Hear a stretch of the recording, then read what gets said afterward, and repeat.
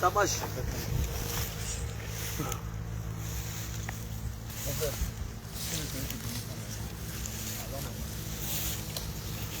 Oui, Moïse, que Dieu te bénisse.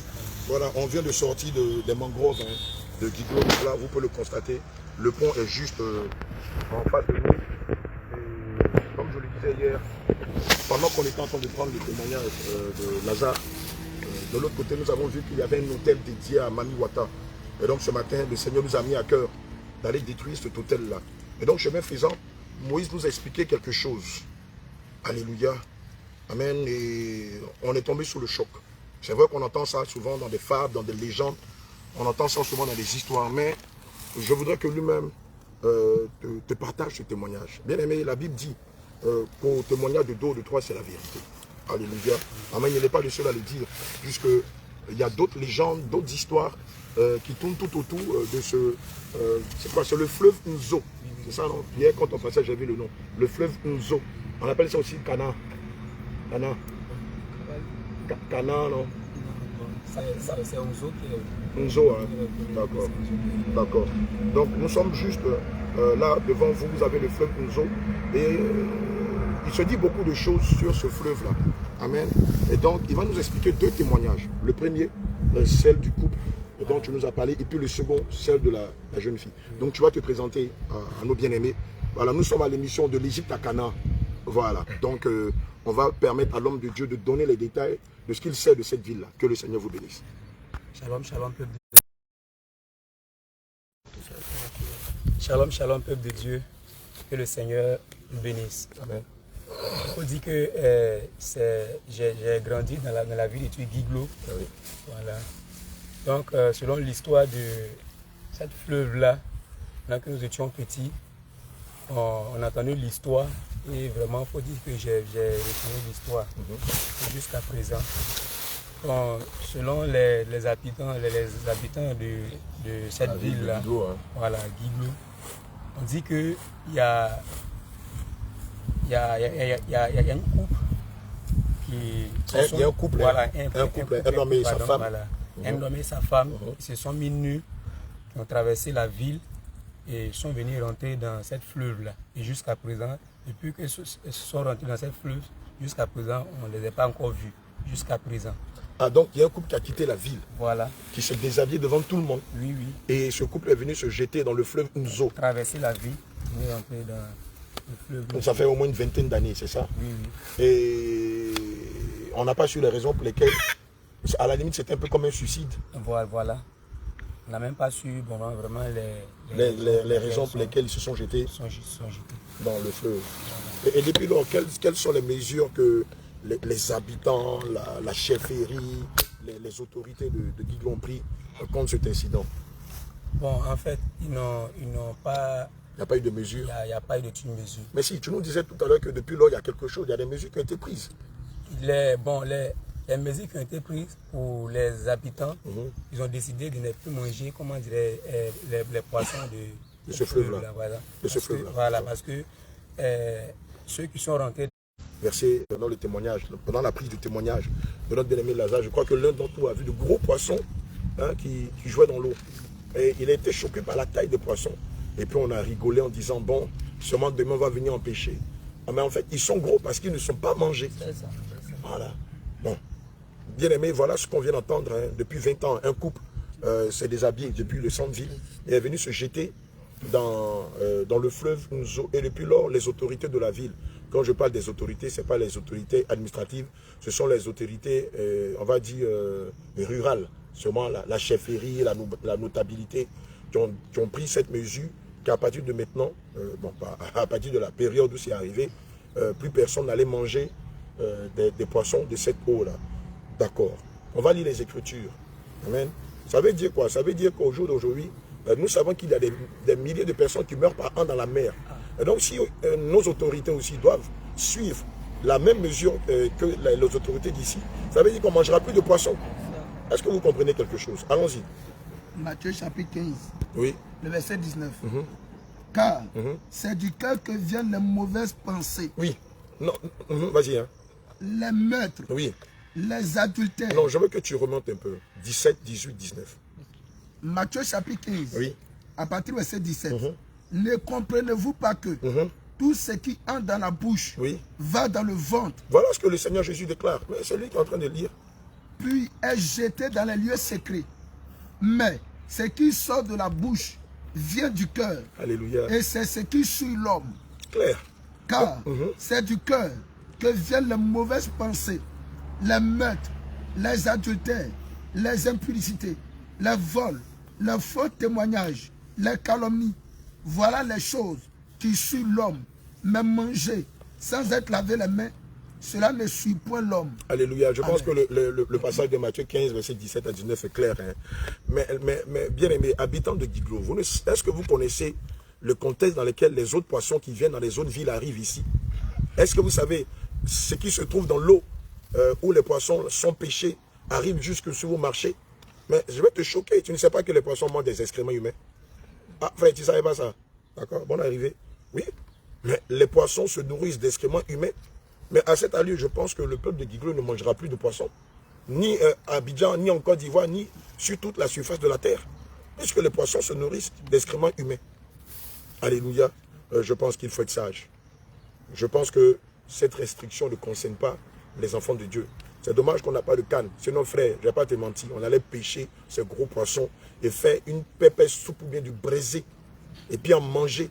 Et puis il n'y aura rien comme on a fait à... Le fameux couple, la légende, comme le dit dans le livre de 1 Timothée 4, Oui. et comment on appelle, repousse les contes et les légendes. Repousse les contes, les fables et les légendes. Ce sont des histoires Ce sont- inventées des humains. Mais bien sûr, Alléluia. bien sûr. Le Seigneur donne le poisson pour manger. Et il y a une bien-aimée qui vit Au Togo. Maroc, Mhm. qui m'avait envoyé un vocal quand on était allé pour les 3 jours d'adoration. Oui. là. Elle avait dit de donner le nom du quartier. Comme je ne maîtrisais pas, donc je cherchais les numéros des hommes de Dieu pour donner. Elle m'avait dit qu'à Guiglo aussi, ils ne mangent pas le poisson. Ils ne mangent pas le poisson. En fait, c'est lié aux esprits des eaux. C'est lié à l'adoration. Au culte des eaux. Ils ont inventé cette histoire-là dans le but pour empêcher les gens... Pour aliéner l'esprit Voilà, des habitants de Sinon, Guiglo. Ce sont des femmes. Bien sûr. Alléluia. Bien aimé, je dis la même, est-ce qu'on ne va pas même démystifier, à désactiver ce truc-là? On n'a pas de canne à Aller pêche. au marché, à payer à maison, payer canne, et puis venir... Des faire vers de direct, terre. Vers de terre, puis venir pêcher. Pêcher. Même à la radio, même. Hein? C'est ça. À la radio, Radio, non? on va Oui, pas on va le déjà attendre Bien sur sûr. le sujet. C'est des fables. C'est des fables. Et cela n'a pas de l'effet sur la vie des enfants de Dieu. 1 Timothée 4, verset 7. Oui, il y a dit d'abord 1 Timothée 1, D'accord. verset 4. D'accord. 1 Timothée chapitre 1, à partir du verset 4. Et de ne pas s'attacher à des fables Ah, et à des généalogies sans fin, sans fin. qui produisent des discussions plutôt qu'elles n'avancent l'œuvre de Dieu dans la foi. Amen. Alléluia. Et ces interdits-là, tu vas voir même que les soi-disant chrétiens aussi sont dedans. Bien sûr. Ils sont dans ces conneries-là. Ils disent que non, on a trouvé ça, nos parents nous ont dit, donc il ne faudrait pas faire cela. Bien aimé, le poisson, le Seigneur Jésus a donné le poisson pour manger. Hier même, je crois que dans la méditation, quand on lisait même, le Seigneur disait que vous avez donné tout ce qui est sur la terre, là, Bien pour sûr. vous manger comme nourriture. 1 Corinthiens 10, verset 25. Oui. Vous êtes libre de manger tout ce qui se vend au marché, Clair. de la viande, sans avoir à poser des questions par motif de conscience. Car, comme il est écrit, c'est au Seigneur qu'appartient la terre, avec tout ce qu'elle contient. Les eaux, les avec lacs, tout ce qui est les rivières, il y a crabe, les fleuves, il y a il y a crevettes, il y a crustacés, il y a huîtres, il y a huîtres. il y a... Le vrai huître, là, les gens ne connaissent pas. Les huîtres, là, ça, c'est pour les boss. Ça aussi. Il y a quoi? Il y a carpe, il y a tilapia, il y a... Donnez le nom des poissons là. Il y a saint-chat, il y a chacha, il y a mâchoiron, il y a maquereau. Il y a... C'est poisson aussi. Ah, banane là, c'est poisson. Il y a banane. Donc, tous ces poissons-là, vous ne les mangez pas, frère. Mais regarde, mais ça va provoquer l'inflation de la vente de poissons ici. Or, il y a un fleuve qui regorge de gros poissons et de différentes marques de poissons. Mais c'est une façon d'appauvrir le marché de Guiglo. Puisque du coup, ils seront obligés d'aller peut-être à Diokoué, Amman ou je sais pas moi, dans d'autres villes pour acheter le poisson à Boisflé, pour acheter le poisson, ce qui va revenir plus cher. Imaginez-vous si un vendeur de poisson qui prend le poisson directement dans le fleuve Nzo, mais il va s'enrichir. Du coup, regarde, ça lui épargne le transport, le coût du transport, le coût de peut-être la douane ou des eaux et forêts, je sais pas quoi. Et puis le père est révélé. En réalité, il vient pêcher notamment pour aller revendre les poissons sur le marché. Les gars, ils sont pas sérieux. Quand nous-mêmes on venait avant pour pêcher, on pêchait derrière là-bas. Parce que quand l'eau la déborde, ça va jusqu'à derrière là-bas. Donc quand ça tu tarie, l'eau reste dans les tubes bas. Les mangroves là, dans les bas-fonds là. Quand on vient pêcher, on quitte ici avec 2 sacs, 3 sacs de tubes. Jésus. Donc vous vous imaginez celui qui organise ce business-là. Mais regardez, mais en fait, il faut avoir un esprit pauvre pour croire à ce genre de balivène-là. Parce que voici un bon moyen de se faire de l'argent. Quelqu'un achète un conteneur frigorifique. Il vient, il pêche ses poissons ici, il met un petit système, avec ses filets, il pêche le poisson, et puis il va refendre. Il ne paiera pas le transport, il ne paiera pas les eaux ferrées, il ne paiera aucune taxation. Et regardez la distance entre le fleuve et le centre-ville. C'est quoi le transport? Peut-être c'est un auto, il met dedans sa brouette, et puis il va revendre sur le marché à moins de coût. Et le poisson est naturel, puisque cette eau n'est pas infectée. Bien sûr, regardez, elle est propre, on peut se laver des dents, se baigner, baptiser des âmes, venir pêcher. Frère, le diable vous a aliéné l'intelligence. C'est pourquoi vous voyez, beaucoup vivent dans la précarité spirituelle et même dans la précarité financière. Cette eau-là peut enrichir la ville de Guiglo. Je vous dis la vérité. Et par cette eau, non seulement Guiglo peut être riche, mais Guiglo aussi peut bénéficier des poissons, des grâces, des bénédictions de cette eau-là dans les autres villes. Mais on voit plusieurs jeunes qui sont là, qui fument la drogue, qui ne savent pas quoi faire. Mais voici une belle occasion de se faire de l'argent. Jeune drogué de Guiglo, viens pêcher ton poisson, mets ton business en place, et puis réussis selon la volonté de Jésus. Voici une belle opportunité. On peut faire beaucoup avec cette eau. On vous dit. La pêche est un travail. Mais la pêche, c'est un travail. Donc, ils peuvent venir pêcher que des... Bien sûr. Fumer la drogue, fumer la cigarette, voler les gens, agresser les gens. Ils peuvent venir pêcher, avoir une pirogue ici. C'est pourquoi il n'y a pas de pirogue ici. Hein. Non. Peut-être que c'est pour faire du tourisme, je ne sais pas. 1 Timothée chapitre 4, verset 7. Mais rejette les légendes stupides. Mais rejette les légendes stupides. Et contraire à la foi. Et contraire à la saine doctrine. Claire. 2 Timothée 2, oui. Le verset 14. Rappelle ces choses en conjurant devant Dieu, oui, qu'on évite les disputes de mots. Qu'on évite les disputes de ce genre-là. Qui ne servent qu'à la ruine de ceux qui écoutent. Mais c'est une perte de temps. Vous êtes désabusés. Ou, je vous assure que si on demande les témoins, homme de Dieu, si on demande les témoins de ceux qui ont vu les 2 personnes, ce couple-là, se déshabiller, aller dans les eaux, on ne verra personne. Ils vont te dire non, c'était avant, on a appris, c'était une légende. Bon, c'est dans les fables, non, c'est dans l'histoire, mais il n'y a pas de racine, il n'y a pas de fondement en tant que tel. Frère, donc pourquoi vous appuyez sur une légende? Vous dites que non, comme on a appris que 2 personnes, un couple, un homme et une femme, se sont jetés dans les eaux nues, donc du coup, on ne mange plus les poissons de ces eaux. Frère, c'est abuser de votre intelligence. Il n'y a aucune cohérence dans cette fable-là. Elle ne tient pas la route. Et puis je vais vous dire, si on mange ce poisson, on va veiller à le manger, rien ne nous arrivera. Rien. Ah frère, mais si Dieu savait que les poissons de Guiglo n'étaient pas bons à manger, mais il n'allait pas permettre que les poissons fécondent. Et donc des milliers de fois, des millions de poissons dans cette eau. C'est comme la dernière fois, j'ai vu un musulman. J'étais au garage et il fumait sa cigarette très à l'aise devant d'autres musulmans, devant sûrement une mosquée. Et je lui demande, mais jeune frère, entre la cigarette et le porc, qu'est-ce qui est haram? Il regarde la cigarette et puis il me dit, Chao, c'est vieux père, où est né? C'est le porc qui est haram. J'ai dit, ok. J'ai dit, d'accord. Entre la cigarette et le porc, Dieu a créé quoi? Il me regarde. Il dit, Dieu a créé le porc. Je lui dis, mais si le porc était haram, pourquoi Dieu continue de le créer? Après, si c'est haram, Dieu aurait dû ne plus créer de porc. Il dit, Chao, tu m'as pris, hein? Il dit, donc, tu conviens avec moi que c'est la cigarette qui est haram? Il dit, c'est la vérité. Il dit, donc, tu dois te repentir de cela. Et quand je suis rentré, j'ai commencé à l'évangéliser. Alléluia. Comme peut dire quoi? Ces poissons qui sont ici ne sont pas haram. Ces poissons, ce fleuve n'est pas maudit. Sans quoi, si c'était le cas, Dieu ne permettrait pas que le poisson soit riche en poissons et en d'autres types d'animaux marins. Alléluia. Bien-aimé, c'est une fable. Et le Seigneur veut que tu te répandes de cette fable et que tu viennes profiter des grâces que Dieu a mis ici. Regarde comment le fleuve est beau. Et puis même, ça peut être même un lieu touristique. Tout autour, on peut monter des restaurants, pêcher le poisson directement là et le vendre aux clients qui vont venir manger ici. Que de manger des poissons frigorifiques qui viennent de je ne sais où, d'Europe ou des pays où souvent ces poissons-là sont avariés ou remplis de toxines. Voici du poisson bio qui est là gratuit et personne n'en mange.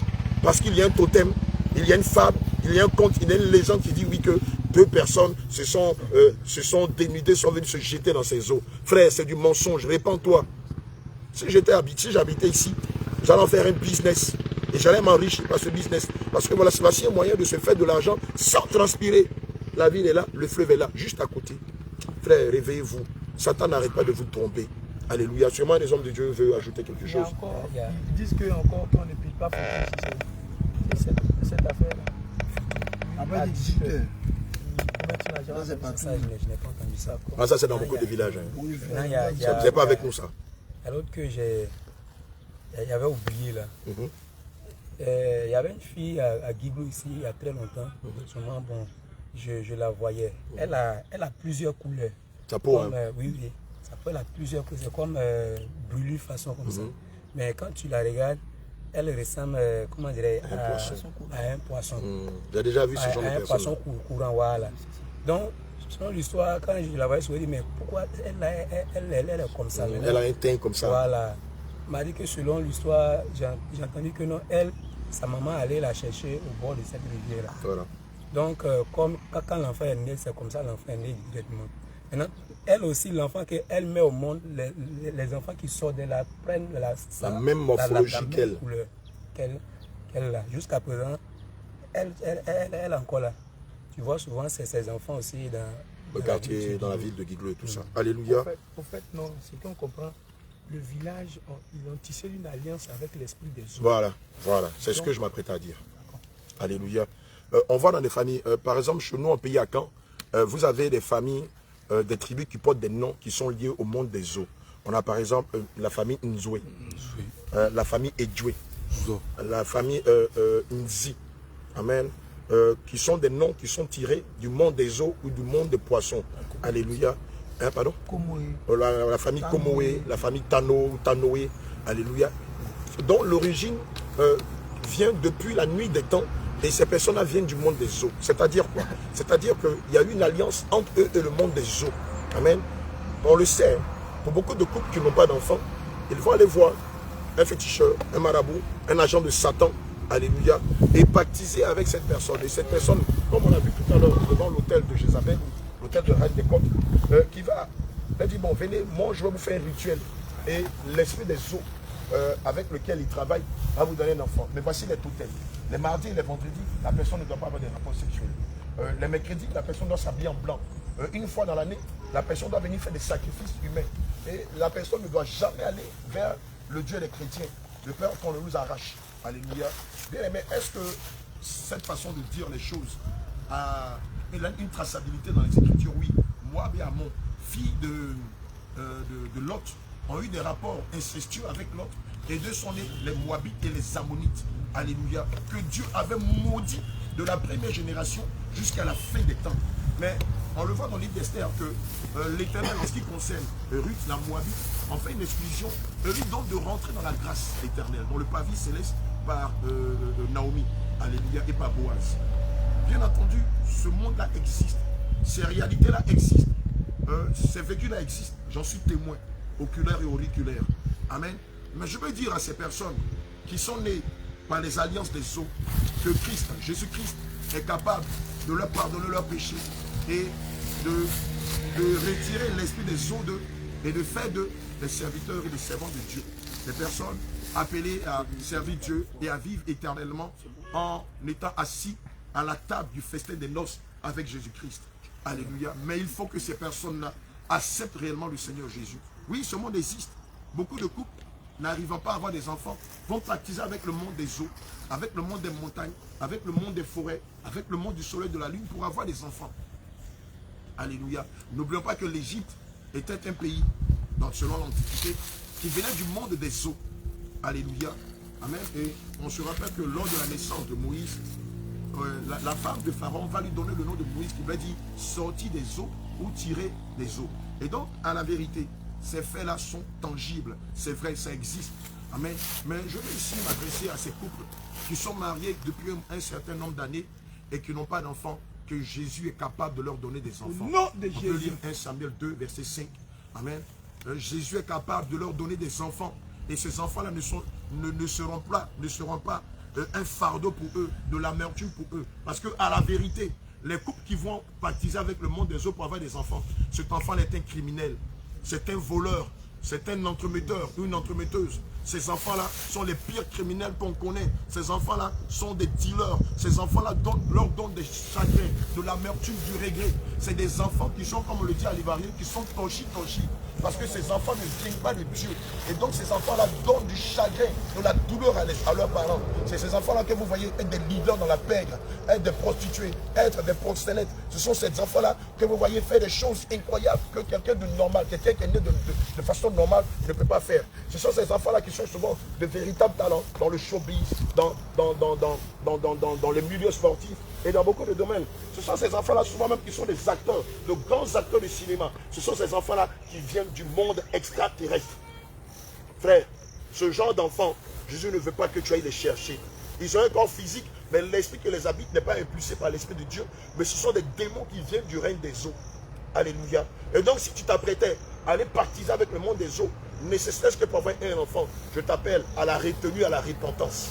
Alléluia. 1 Samuel 2, verset 5. Regarde ce que la parole de Dieu déclare. 1 Samuel chapitre 2, verset 5. Ceux qui étaient rassasiés se louent pour du pain. Alléluia. Et ceux qui étaient affamés se reposent. Le passage. Même la stérile enfantera 7 fois. Alléluia. Regardez, le Seigneur dit que même la stérile enfantera 7 fois. Amen. Un autre passage de la Bible déclare que Dieu donnera-t-il la mamelle à la femme pour ne pas enfanter. Le Seigneur nous fait une autre promesse. Il dit qu'il n'y aura pas de femme stérile en Israël. Alléluia. Mais Israël, c'est qui? Ce n'est pas Israël que tu vois au Moyen-Orient. Non, ça, c'est pas Israël. Quand on parle d'Israël, ce sont ceux-là qui ont cru, qui croient, qui marchent fermement dans la voie du Seigneur Jésus. C'est ceux-là Israël, ceux-là qui font la volonté de Dieu. Donc le Seigneur nous fait cette promesse. 3 promesses. 1. La femme stérile enfantera 7 fois. Deuxième promesse. Le Seigneur a-t-il permis à la mamelle d'être ouverte pour ne pas allaiter? Or, si le Seigneur t'a donné une mamelle ou le lait, un sein, c'est pour que tu puisses allaiter femme. Troisième promesse, le Seigneur dit que si tu crois en lui, tu ne seras pas stérile. Alléluia. Il dit il n'y aura point, il ne dit pas qu'il n'y aura pas ou il n'y aura pas souvent. Il dit il n'y aura point de femme stérile. Alléluia. En Israël. Couple chrétien, femme chrétienne, homme chrétien. C'est vrai, la médecine a décelé que ta semence ne va pas avec la semence de ta femme. La médecine a décelé que tu ne peux pas ovuler ta femme parce que vous n'avez pas les mêmes atomes crochus. Mais ça, ce sont les hommes qui l'ont dit, pas Jésus. Bien aimé, il y a une foultitude de témoignages dans les Saintes Écritures. Premier témoignage, notre matriarche Sarah. Alléluia. Très avancée en âge, ménopausée révolue. C'est-à-dire, elle a eu diplôme de ménopause. Extrême. Notre patriarche Abraham, le monsieur ne fonctionnait plus. Lorsque le Seigneur Jésus vient dans sa tente, il dit à Abraham, l'année prochaine, à la même époque, à la même période, tu auras un fils. La matriarche Sarah était au coin de la porte, elle écoute Pierre. Elle dit, mais comment moi, vieille comme ça, pourrais-je encore avoir un enfant? Comment mon mari, qui a pratiquement 100 ans, peut-il encore fonctionner? Mais bien aimé, la Bible dit que les voies de Dieu ne sont pas les voies des hommes. Les pensées des hommes ne sont pas les pensées de Dieu. Selon Isaïe 55, verset 8. Le Seigneur a permis à Abraham, malgré qu'il ne fonctionnait plus, malgré qu'il était très avancé en âge, de féconder notre matriarche Sarah et de lui donner le beau Isaac.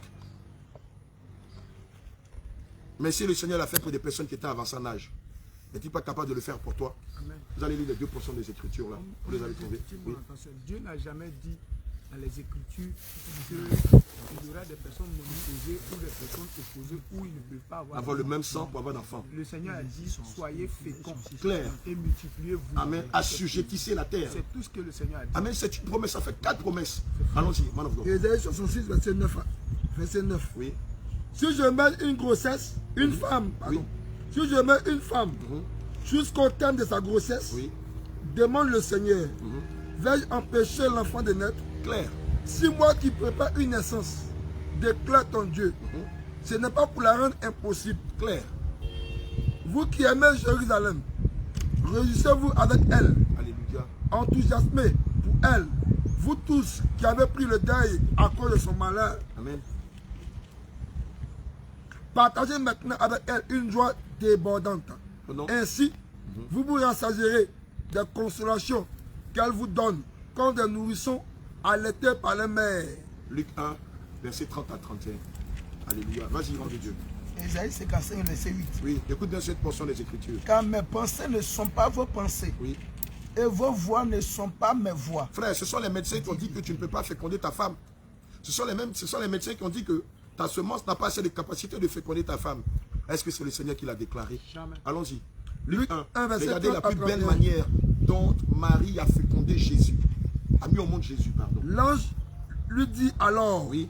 n'aie pas peur, N'aie pas peur. Marie, Marie, car tu as la faveur de Dieu. car tu as la faveur de Dieu. Bientôt, Bientôt. tu seras enceinte, Ah! Dans quelles conditions? puis tu mettras au monde Oui. un fils Oui. que tu nommeras Jésus. Alléluia. Amen. Amen. Amen. Mais, bien sûr, je veux m'adresser à toutes ces femmes qui sont en quête d'enfants. Je me rappelle que quand on était plus jeune, on avait une tante qui venait du Gabon, en Côte d'Ivoire, rencontrer des experts en gynécologie et qui est même allée aux États-Unis dans le but d'avoir des enfants. Et malheureusement, malgré toutes ces tentatives de rencontrer des experts en Côte d'Ivoire et aux États-Unis, elle n'a jamais eu la grâce d'avoir des enfants jusqu'à ce qu'elle rende l'âme. Je le dis avec beaucoup de chagrin. Bien aimé, on vient de faire sortir au moins 7 ou 6 portions des Écritures qui rappellent à l'homme et à la femme que Dieu est capable de te donner des enfants et qu'il n'y a pas raison, il n'y a pas matière à venir en bordure de la gueule et tisser des alliances avec le monde des eaux et avoir des enfants qui vont te donner du chagrin, qui vont t'amener tout au commissariat, qui vont faire que tu seras toujours au commissariat, toujours. Les gens vont t'humilier, te stigmatiser ou te pointer du doigt pour dire « Ah, c'est la maman ou c'est le papa de l'enfant là. C'est à cause de l'enfant là que le quartier n'est pas en paix. C'est à cause que le pays est troublé, que la ville est troublée. » Non! Le Seigneur te fait plusieurs promesses. Regardez la naissance de Jésus. Sans l'apport d'un homme, sans l'apport séminal d'un homme, Marie a pu mettre au monde Jésus. Regardez Anne, qui malgré qu'elle était stérile, la Bible nous dit qu'elle intercédait dans le temple, dans la prière d'intercession, dans la prière de persévérance. À force de persévérer, le Seigneur lui a donné un enfant. Alléluia. Ce fut le cas de plusieurs. Et donc, tu es concerné. Ce acte est prophétique. Ce que nous sommes en train de faire ici a une portée prophétique. C'est seulement si tu crois. Tu peux mettre ta main sur l'écran. Et le Seigneur Jésus-Christ va ouvrir tes entrailles. Va ouvrir ton utérus. Va ouvrir ta mamelle. Et tu porteras en ton sein des enfants que tu mettras au monde au nom de Jésus. Au nom de Jésus. Si le Seigneur l'a fait pour Anne, s'il l'a fait pour notre matriarche Sarah, s'il l'a fait pour Rebecca, s'il l'a fait pour Marie, le Seigneur est capable de le faire aussi pour toi. Amen. Alléluia. Il te suffit de croire. Je te dis, mets la main sur l'écran et garde les yeux fermés pendant que nous allons faire cette prière de foi. Alléluia. Sur la base de 1 Samuel 2, verset 5, qui déclare. Le Seigneur déclare dans le livre de 1 Samuel 5, au verset 2. 1 Samuel 2, verset 5, pardon. Que la femme qui avait plusieurs enfants flétris et celle qui était stérile enfante 7 fois.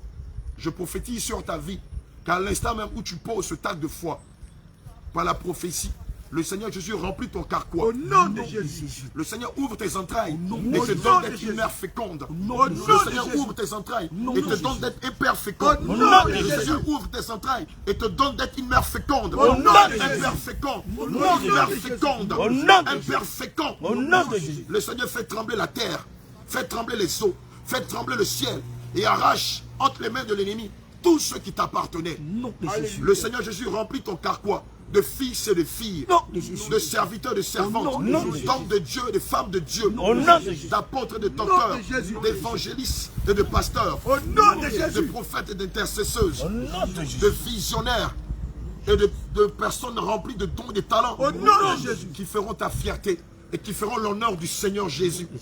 Je scelle cette prière dans le sang de Jésus. Et je déclare comme le Seigneur pouvait dire à Abraham et à Sarah, l'année prochaine à la même époque, l'année prochaine à la même période, tu enfanteras des fils et des filles au nom de Jésus. Alléluia. Bien-aimé, que le Seigneur te bénisse. Shalom, shalom. Et nous nous retrouvons dans 40 minutes à la radio de Guido. Que Dieu te bénisse. Alléluia. Shalom, shalom, shalom, shalom.